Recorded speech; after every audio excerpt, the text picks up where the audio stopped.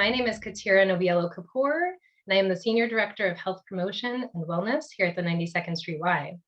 Thank you for joining us this evening for a special Spark Your Health discussion titled Happier Hour, Finding Time for Joy with Dr. Cassie Holmes. We look forward to diving into this timely look at how we utilize time throughout the day and how we can strategically carve out time for things in life that bring us joy. We hope to see you for our upcoming Spark Your Health talks, such as The Emotionally Exhausted Woman, Why You're Feeling Depleted and How to Get What You Need with Nancy Collier on December 1st. We will leave 10 to 15 minutes at the end of the event for Q&A, so please feel free to just be entering questions throughout the duration of the event. I will be moderating those. And I very much look forward to introducing our speaker this evening. We have such wonderful talks with Spark Your Health Talk series, but this one I am particularly excited about. I know you are as well, because I think we all feel like we can benefit from what Dr. Cassie Holmes has to give. So let me go ahead and actually bring her on camera here.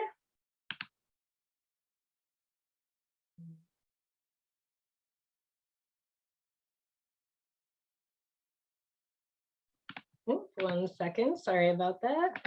Adding hello. So let me go ahead and give this introduction here. So Cassie Holmes, welcome.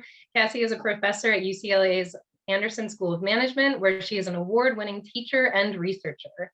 The course that she developed and now teaches, Applying the Science of Happiness to Life Design, is among UCLA's most popular for MBAs and executive MBAs alike. Dr. Holmes' work on the intersection of time and happiness has been widely published in lead academic journals and featured in such outlets as NPR, The Economist, The New York Times, The Wall Street Journal, The Atlantic, The Washington Post, and more. Happier Hour is her first book, and we are thrilled for her to join us at the 92nd Street Y to discuss finding and creating more time for joy in our lives. We're so happy to have you here with us tonight. Welcome, Cassie. Wonderful. Good evening. And thank you so much for having me. I'm going to go ahead and share my screen with you to talk about time and happiness. This is what I study. And when I say happiness, what I mean is what we refer to as in psychology as subjective well-being, which is the joy we experience in our days, as well as the satisfaction we feel about our lives. Now, given the challenges we have faced over the last couple of years, none of us take our happiness for granted anymore, right? With burnout rates as high as they are, anxiety rates as high as they are, we all know just how important our emotional well-being is. But still, I think it's important to highlight to you just how important your happiness is. It is neither a frivolous nor a selfish pursuit. Research shows that happiness has positive consequences across our domains of life, in the workplace, in our interpersonal relationships, and with respect to health. Just as some examples here, studies show that when we feel happier, it makes us more creative, more adaptive in our problem solving. Happy employees are more engaged, better performers at work. Happy employees are also less likely to call in sick and less likely to burn out and leave. So it has some organizational benefits as well. But again, I'm interested in your happiness. And with respect to interpersonal relationships, research shows that when we feel happier, we like other people more, we are liked by other people more, but it also makes us nicer. When we feel happier, we're more likely to help others out. And this obviously helps those around us, including our kids, our partners. There's also studies showing that when we feel happier, it increases our immune functioning.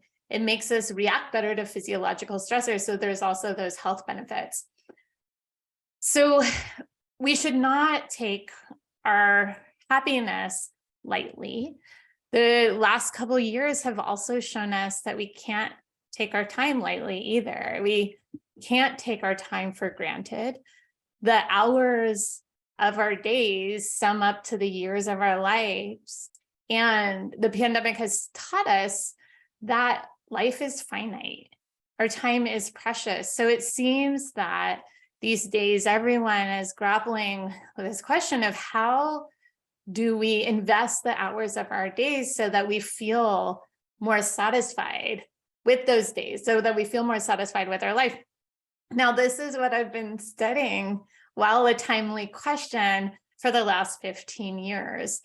And having applied what I have found in the research to my own life, I can honestly say that I am really happy. But that wasn't always the case. And I'll share with you a story that I share to open the book.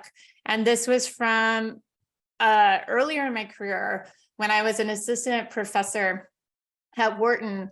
And it was just one of these crazy days. And I'm sure all of you can relate to. And this was a particularly crazy day for me. I traveled up to New York to give a presentation, and my talk was sandwiched between back-to-back meetings. And then I rushed to a colleague dinner, and then I rushed to the train station. And you all know, being in New York, just how fast New York taxi drivers drive.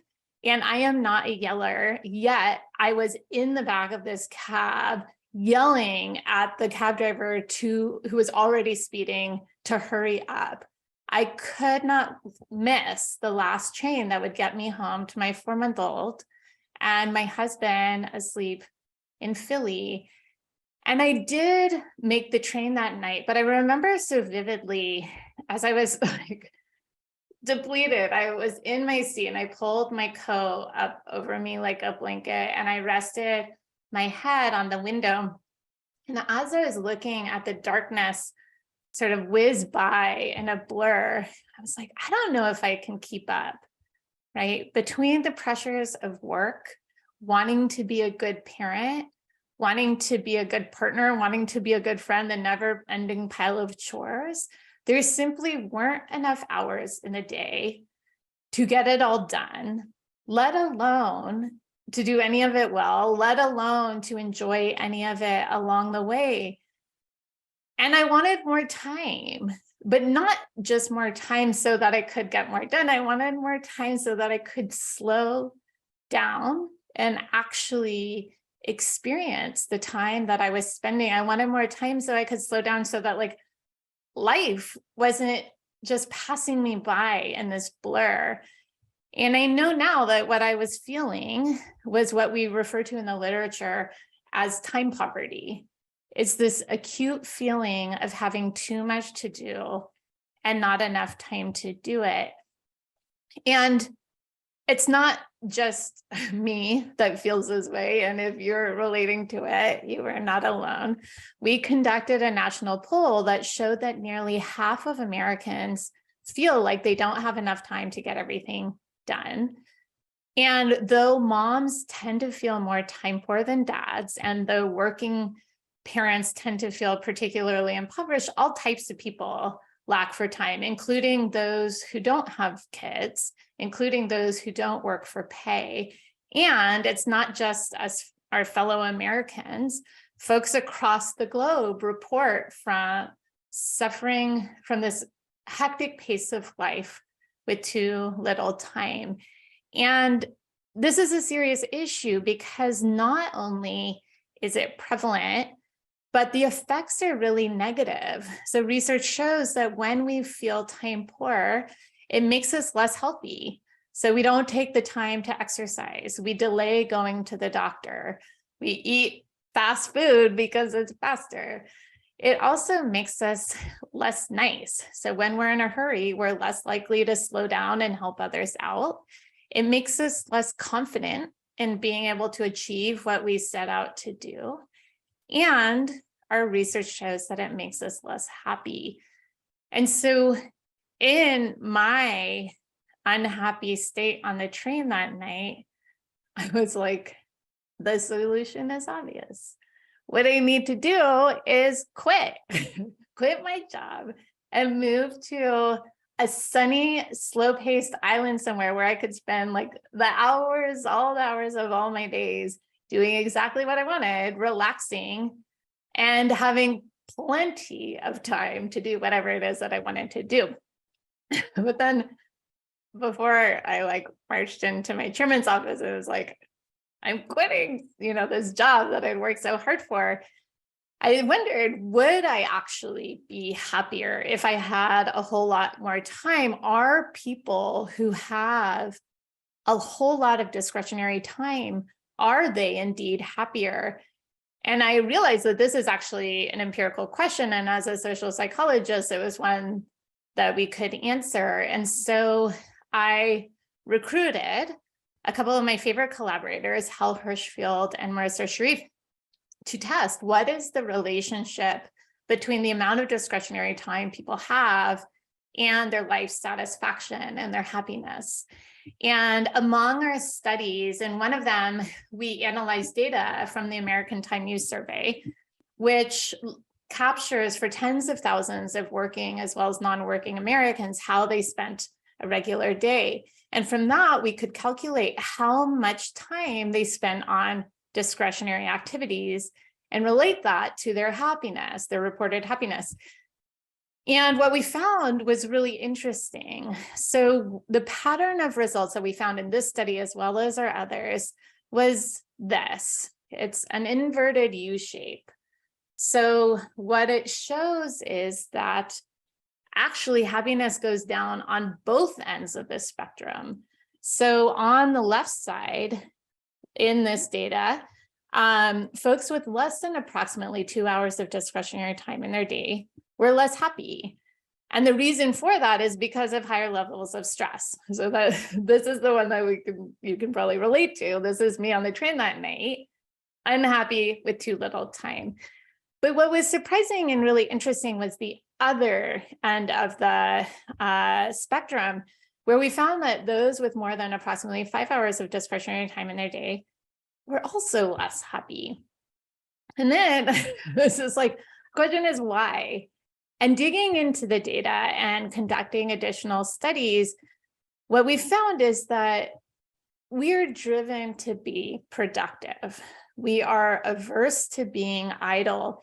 And so when we spend all the hours of our days with nothing to show for how we spent that time, it undermines our sense of purpose. And from that, we feel less satisfied. And so this speaks to sort of what I was grappling with on the train that night, right? Because yes, there are ways other than work, activities that absolutely contribute to one's sense of purpose, volunteering, for instance, engaging in an enriching hobby. But I recognize that for me, I found a great deal of purpose in the work that I do. Sure, I don't love every aspect of my work, but I do love connecting with students. I do love conducting research that informs happiness. So this data speaks to that, no, in those moments where you feel time poor and you're like, oh my gosh, the only answer is to quit, so I have a whole lot more time, that is not going to be the solution to greater happiness. Now, looking at this data, we see something else.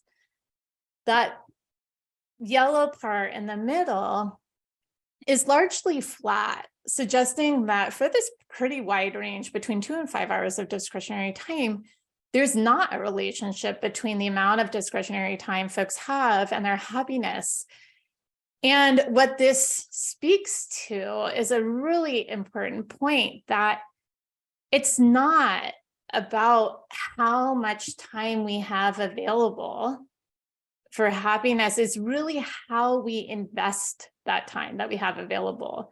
That is, it's not about being time rich.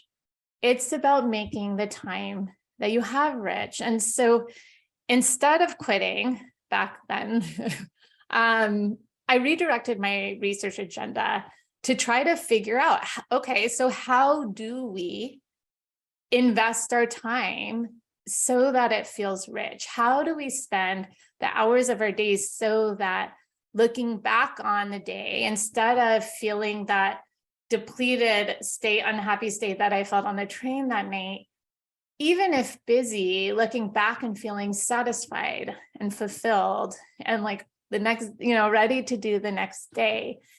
And based off of my research over the years, I realized that other than when you go for promotion, unfortunately, not a lot of people read our academic papers. And so I pulled the insights from my research as well as that of my colleagues in this space and developed a course, which I've now been teaching for 4 years, as mentioned, called Applying the Science of Happiness to Life Design. And it's pulling all of these findings together so that my students, my MBAs, executive MBAs, could apply it to their day-to-day, to their sort of designing of their careers and their lives. And because I'm driven by data, I measure their happiness, their sense of meaning, their sense of connection, sense of engagement before the course. And every time I've taught it, at the end of the course, on those really important dimensions, it's gone up significantly. And so seeing both through the data as well as anecdotally of hearing from my students impact, the positive impact of these findings in their lives, when I was approached to write a book, I was like, yes, because not everyone can take my course. And I want these learnings to be applied and enjoyed by folks more broadly. And so that is what Happier Hour is. And it is sharing the empirical findings. So that is not a super boring research read paper. There's a lot of stories from my students, a lot of stories from myself to help readers sort of realize and resonate with the insights. And in addition to that, there's a lot of exercises which are based off of the assignments I give my students so that readers can immediately experience the effects of this. And I will share with you some of those exercises tonight. Before I do, I want to share an analogy that I continue to find really helpful when I'm thinking about my time spending decisions. And it highlights the importance of prioritization. And it's an analogy that is very well depicted in a short film that I share on the first day of my class. And in the film, a professor walks into his classroom, and on a desk in front of him, he puts a large clear jar. And then from a bag he has on this side, he pulls out golf balls and he pours the golf balls into the jar so they reach the very top. And he asks the students, is the jar full? And the students nod their head. And it's like, no. And then from the bag, he pulls out pebbles and he pours the pebbles into the jar, and the pebbles fill all of those spaces sort of between the golf balls, reaching up to the very top. And he asks the students again, is the jar full? And the students are like, yes, it looks full, but nope.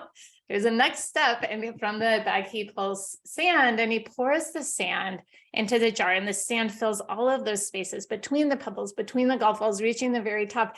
And he asks the students again, is the jar full? And by this point, the students are like laughing, like, yeah, it's the jar is full.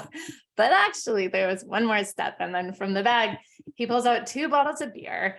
He opens one, he pours it into the jar, and then he opens the other, and he goes and sort of perches himself on the front of the desk, takes a sip, and he explains, this jar is the time of your life. The golf balls are all of those things that really matter to you. Your family members, your friendships, your passions, the work that you do that is so in line with your purpose. The pebbles are the other important things in your life, like your job, your house. The sand is everything else.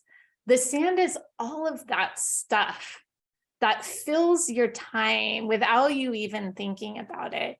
And what's really important to recognize is that had he put the sand into the jar first, all of the pebbles would not have fit.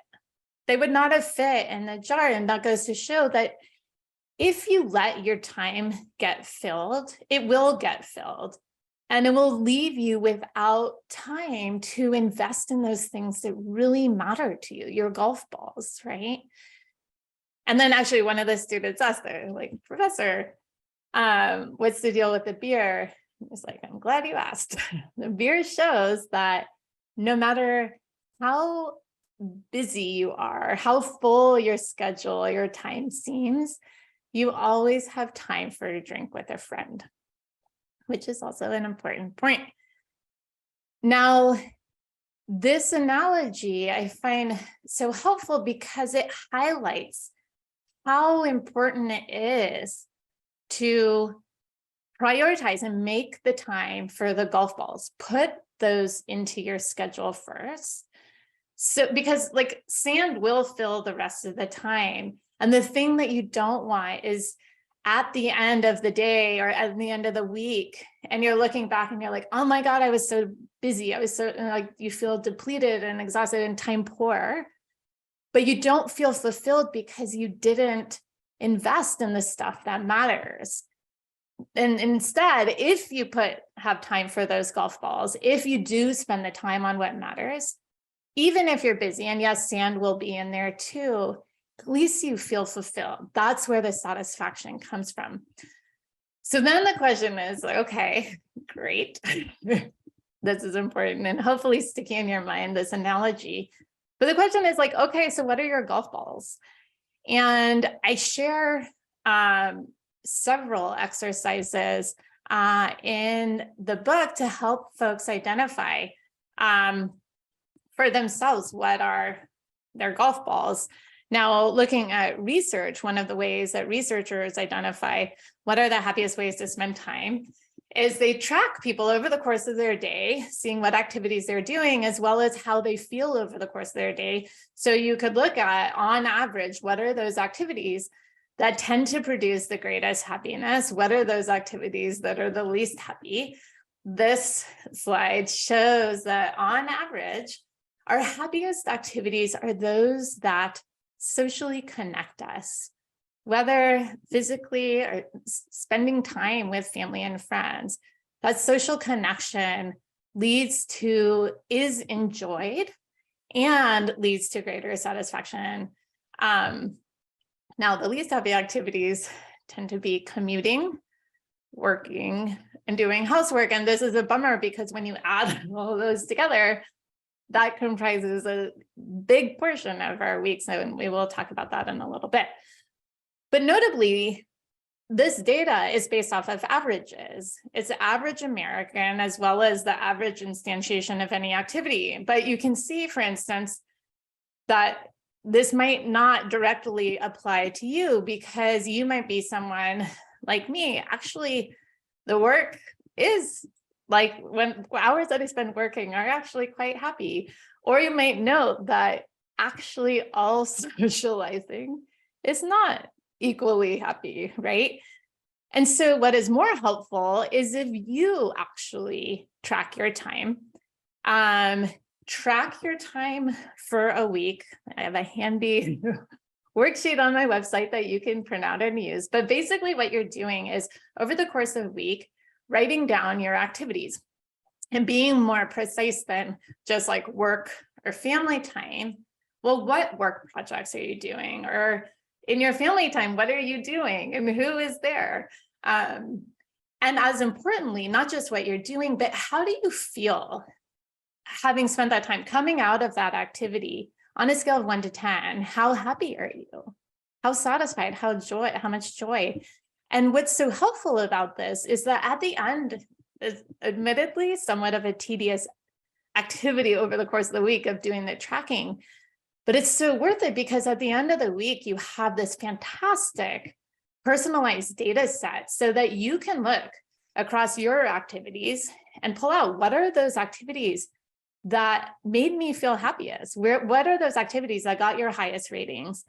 And as helpfully, what are some of the commonalities across those activities? So you can identify, for instance, that actually maybe more precisely than social time, like it might be like, oh, I actually really like one-on-one time with other people, whether it's with family or colleagues. And so it can allow you to sort of pick out those aspects that contribute to your happiness.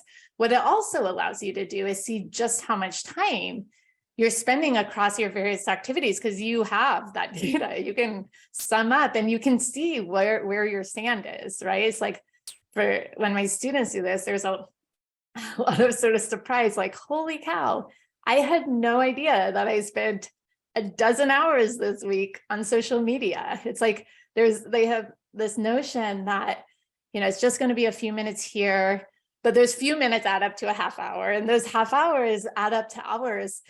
And also, even though there's they have this idea that I like, this is me time, this is my sort of fun respite, social media. Well, actually, I was giving it like 4s or 5s. It's like not even making you that happy. And so with that recognition, whatever your sand is for you, it allows you, it informs how you can sort of reallocate time away from the sandy stuff and make it available for your golf balls, right? For those activities that actually are really satisfying and fulfilling. Now, obviously, it takes a week to collect this data, so you can't do it right now. But an exercise that you can do right now is simply reflect. So thinking back over the last couple of weeks, what were those times or those activities that sparked joy for you? Those ways of spending time that really made you happy. And this is a helpful exercise because even in our busiest weeks, there are absolutely moments that are happy, that you can identify as bringing joy. I find this helpful because even in my busy weeks, there are absolutely times that I felt joyful. And I'll share, I encourage you to sort of reflect and think about yours, and maybe even tonight, write down more. And I'll share some of mine with you as a way to relay some of what the research shows as sources of joy. So maybe not surprisingly, my first 2 joyful activities involve social connection.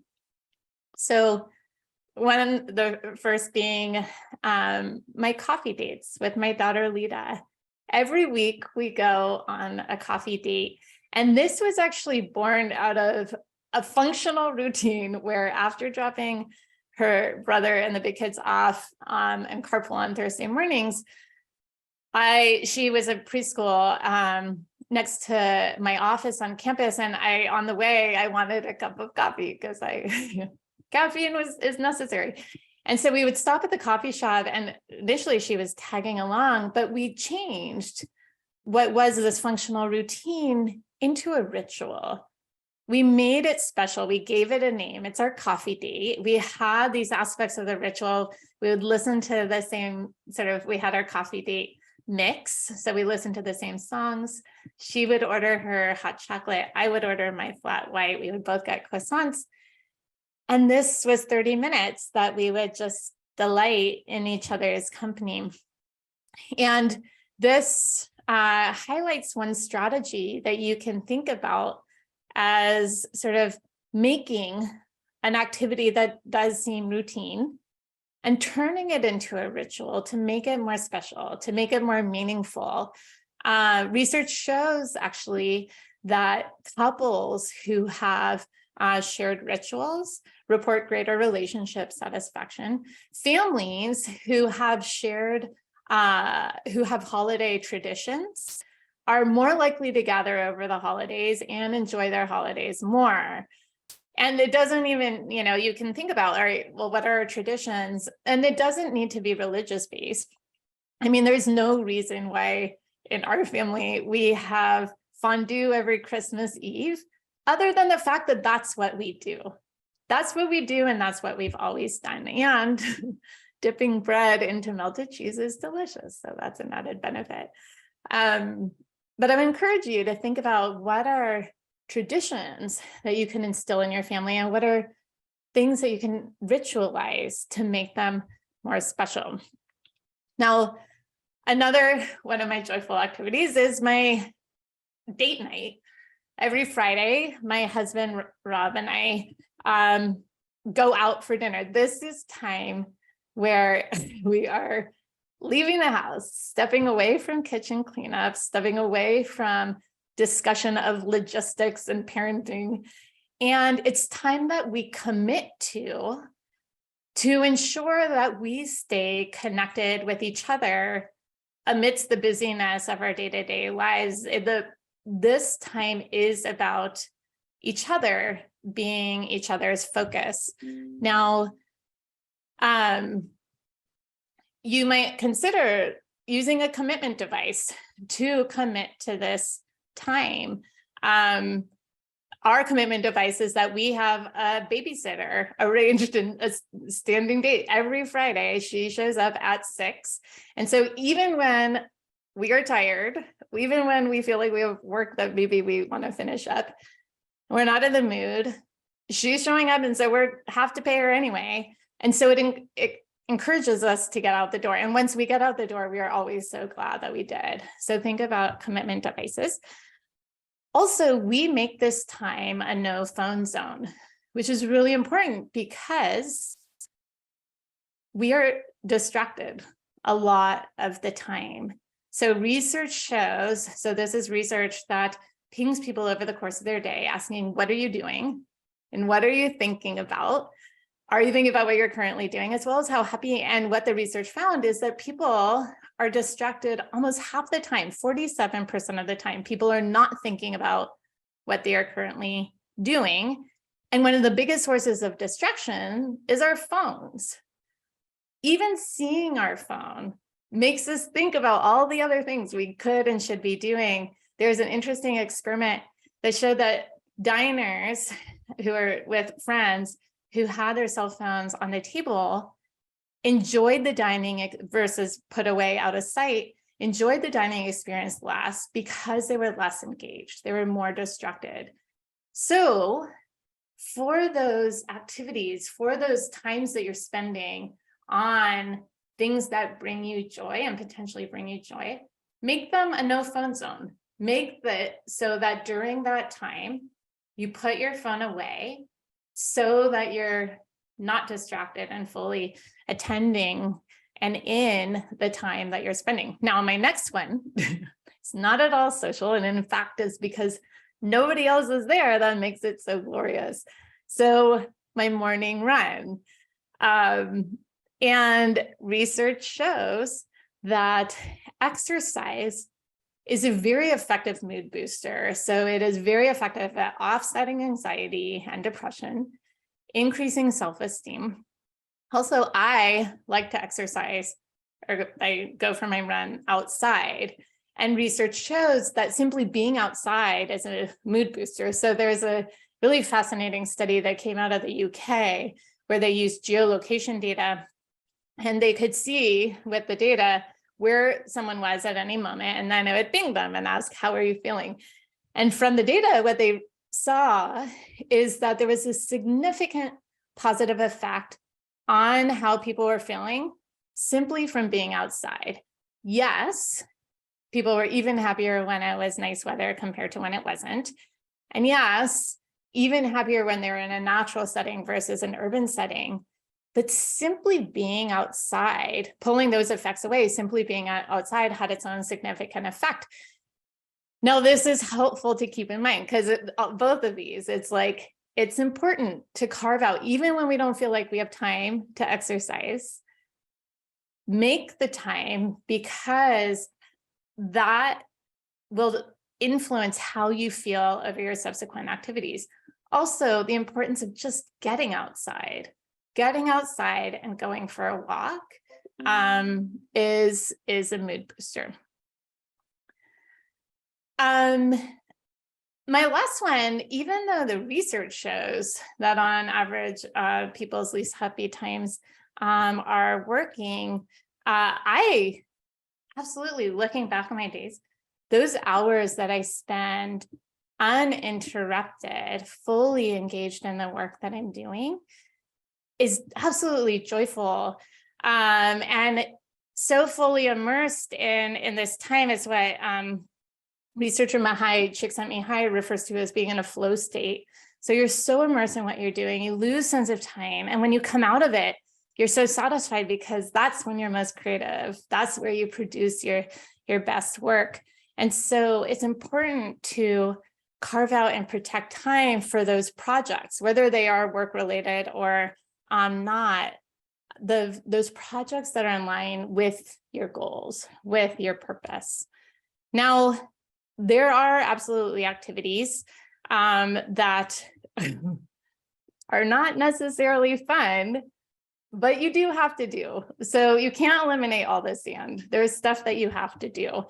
And I share some strategies to make those ways of spending time in those activities feel less onerous. One is very simple.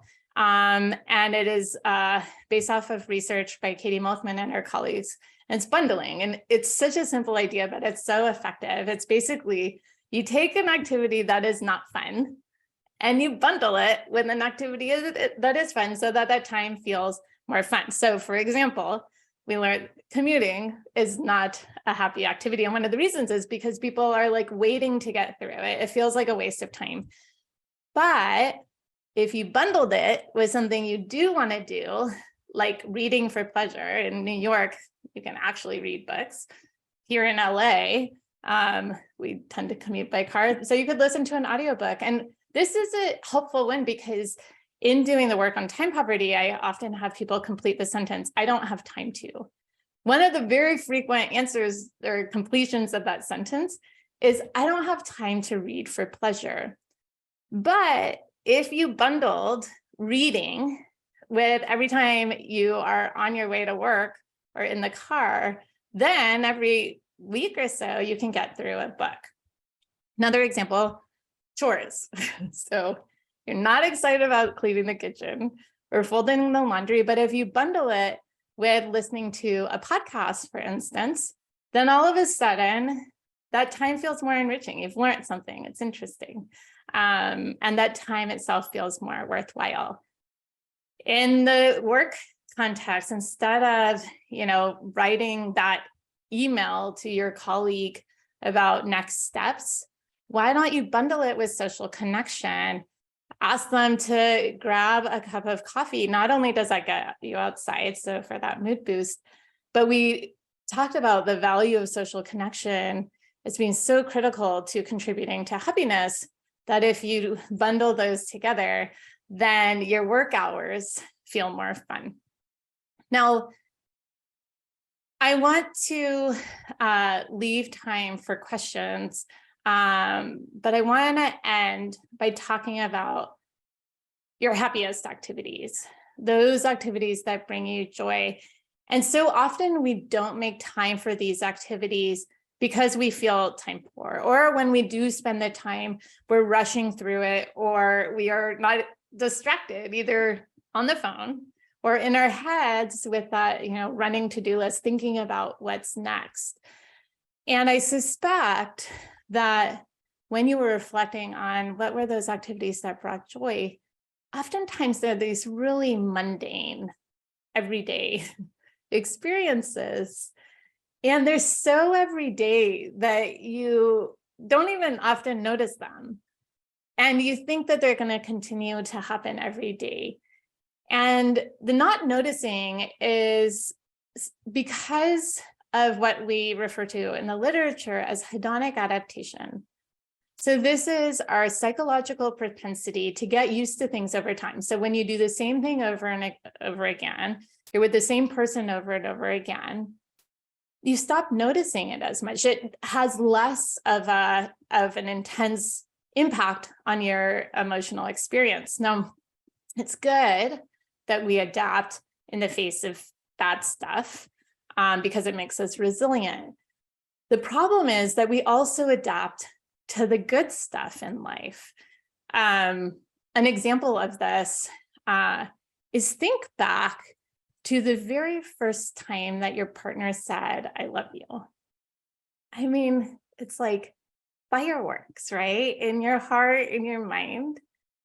And then years into your relationship, those words, "I love you," get shortened to "love you," that you sort of say as you're hanging up the phone or walking out the door in the morning. Those words like that you don't even hear their meaning anymore, right?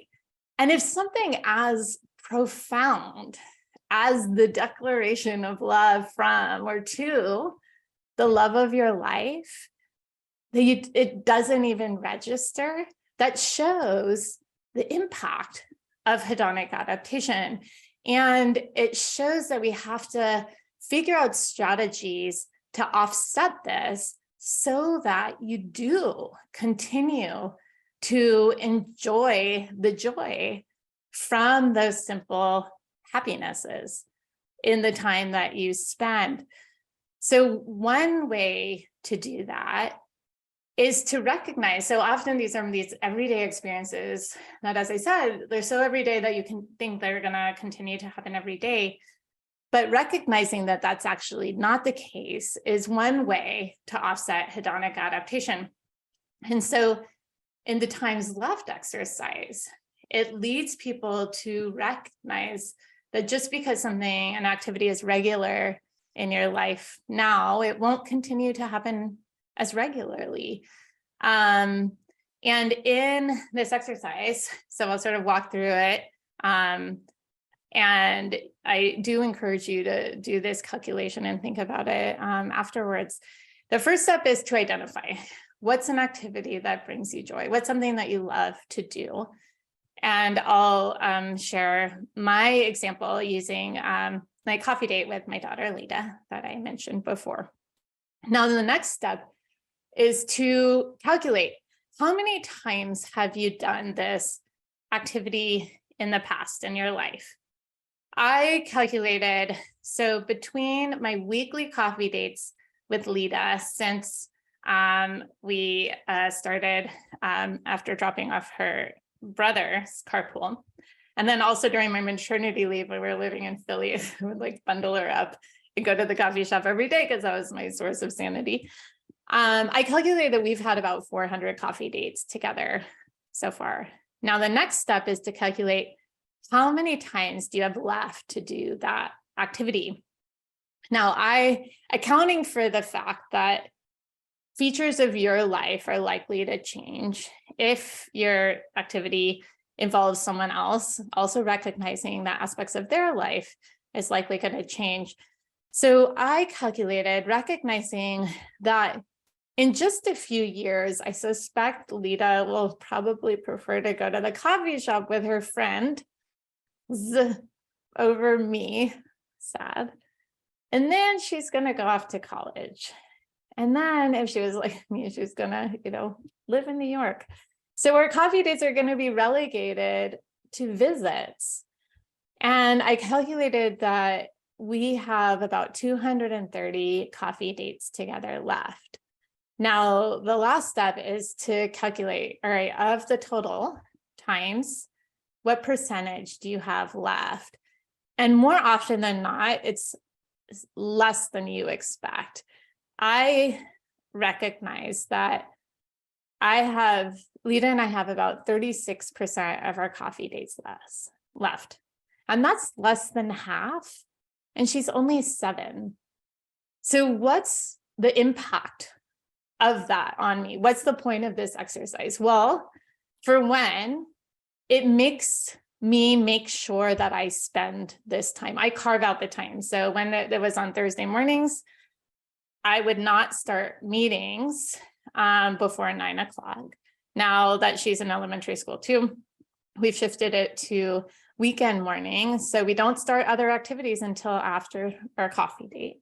So it's about prioritizing, making the time for this as a golf ball. But also, it's when spending that time, recognizing just how limited, just how precious this time is, it makes me pay attention. right? My phone is away. That to-do list in my mind is quieted because this is 30 minutes. That this is the stuff of life, right? This is what it's really all about.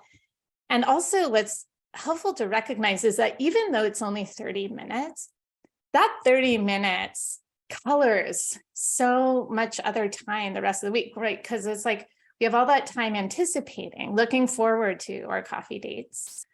And then we spend the time during it where we're totally absorbed and engaged in it. And then we also remember it. We look back on it. We talk about it. And this is when I was talking about, it's about not being time rich. It's about making the time you have rich. So this 30 minutes is rich, right? And it colors. I talked at the very beginning about what happiness is. It's the joy we experience in our time, in our days, as well as the satisfaction we feel about our lives. And so this 30 minutes each week absolutely informs not only the joy that I experience during it, but when I'm thinking about how satisfied am I in life, totally. Because it's like, what am I thinking about? I'm like, I have this amazing relationship with my daughter. I feel connected to her. And as I talked about, like social connection, that's true sense of connection and belonging is so fundamental to our happiness. So again, it's not about how much time you have available. It's really about how you spend that time and not just what activities you invest in, but how invested you are when spending your time on that activity. And so with all of that, I hope that you realize that you have agency in this. You have choice in both ways that you spend your time, but also how you engage with that time. And so you have control over your happiness. And why wait? As I mentioned, this is the time of your life. These hours add up, sum up to our lives overall. And so now's the time to start paying attention and investing with happiness. So with that, I thank you. And happy to take some questions. All right. Thank you so much for that. There were so many gems in that talk just now, turning routine into ritual. As you were saying that, I realized I bring my daughter to swim every Saturday morning. And then we've little by little over time made it a routine to go to the library after and pick our books. And it really, I said, gee, that really is a ritual that we've created. So I love that. Awesome. So we'll jump right into the questions. We do have a question about if you have any tips on strategizing the feeling of guilt when we do start carving out time for ourselves or these golf ball sort of moments. How do we kind of overcome that guilty feeling? Yeah, and it is an emotion that's worth addressing because it's there and it sneaks in. And that's actually why I made the big point at the beginning that your happiness is not indulgent, nor is it selfish, because to the extent that you take care of and invest in your happiness, it absolutely benefits those around you. And so like exercise, for instance, is one of those things that people neglect. Parents often neglect, moms very often neglect, because it's like, it feels so indulgent. It's like, this is time for me where I should be accommodating, my kids and my partner and all the work that I have to do. But when you do spend that time investing in yourself, in this case, your health and your sort of mood in the day, then it allows you to show up better for your kids. Like I am much nicer to my kids and my family on the days that I have gone on that morning run. And also in identifying what is ultimately important to you, hopefully it gives you the confidence and that it is worth spending that time, right? As opposed to, and I didn't talk a lot about that because of time, but it's in the book. I talk about how we're so subject to say yes to everything. Like there's always these incoming requests, like, will you serve on this committee? Will you do this favor for me? Like it's never ending, the incoming requests. But if you say yes to it all, and it's like very easy to say yes, because in that moment, it's easier to say yes than no, because no makes us feel bad and guilty. But if you say yes to it all, then that's where you find yourself in this trap of being super busy and of having spent weeks being really busy, but none of it feels worthwhile. And then you look back and you feel depleted, burnt out, and you're not happy or nice or good for anyone.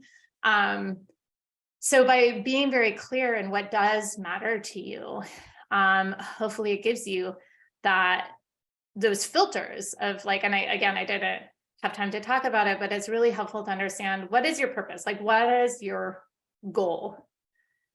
And like, why do you do all that you do? And I have an exercise of the 5 whys to help dig into that. I also have encouraged people to take this broader perspective of their life, thinking, I know it sounds like quite not happy, but writing your eulogy. So this is an exercise that is project forward to the end of your life and think about, how do you want to be remembered? What legacy do you want to leave? And write it down. Like, what do you want to be said about your life?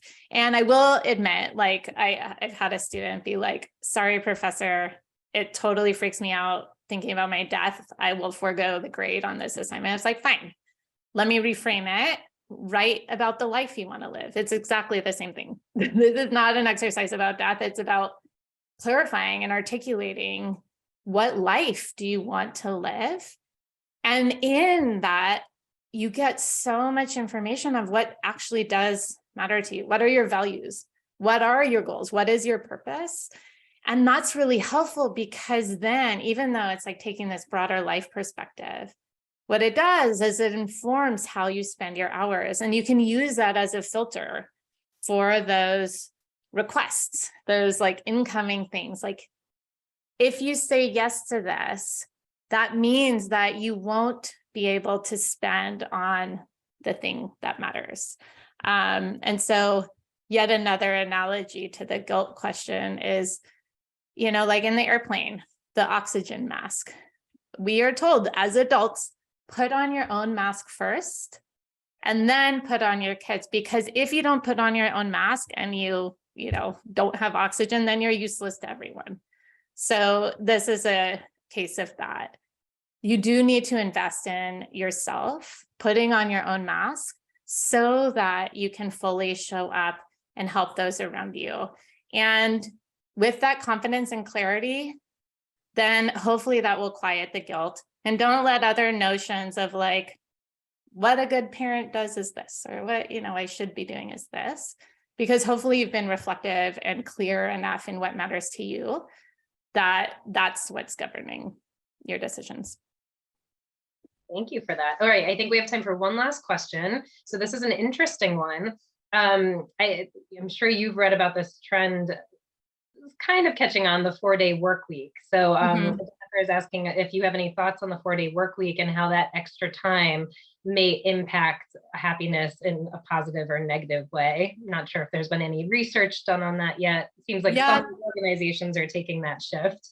Yeah, there's starting to be research on it. I don't know if any of it has sort of reached the sort of peer review journal phase of things. Based off of I think it's a good idea. I think it's a really smart idea, because you're actually not working less hours. It's just more condensed hours. So you're reducing a lot of the transition costs of both the commute, the getting ready for work, the sort of mindset, And what it does is it allows you to be fully focused on your days that you're working.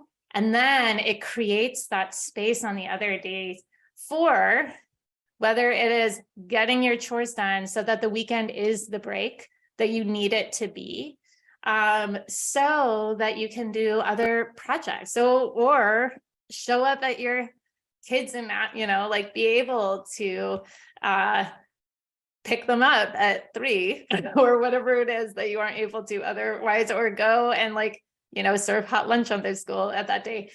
It does free up the time for these other dimensions that are really important.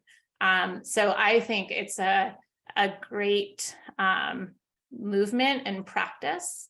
And I'm excited to see the research that sort of bears that out, because I very strongly hypothesize that it's a good thing. All right, well, we will all stay tuned for that. Dr. Cassie Holmes, I want to thank you so much for your time this evening. This was extremely informative and fun to hear you lecture, your style.